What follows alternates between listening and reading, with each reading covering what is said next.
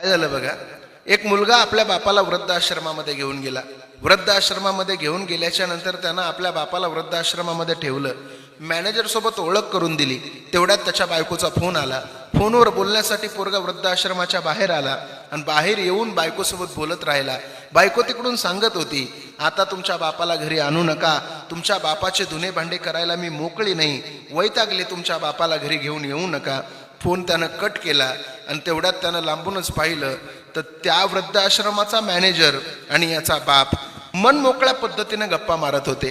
तो पोरगा जवळ आला आणि जवळ येऊन त्या पोरानं मॅनेजरला प्रश्न विचारला, का हो मॅनेजर साहेब, तुम्ही माझ्या वडिलांसोबत आत्ताच ओळख केली, आत्ताच ओळख झालेल्या व्यक्तीसोबत तुम्ही एवढ्या सुंदर गप्पा कसं काय मारायला लागलात?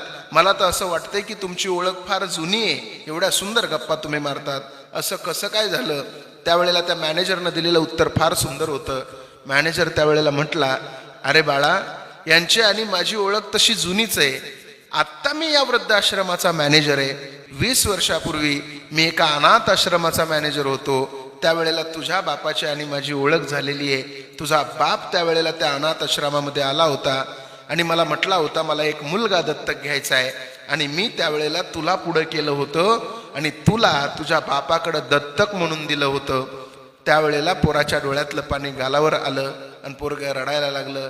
अर्थात ज्या बापानं अनाथ आश्रमामध्ये उचलून घरी आणलं होतं पोराला, त्याच पोरानं बापाला वृद्ध आश्रमामध्ये नेऊन ठेवलं होतं.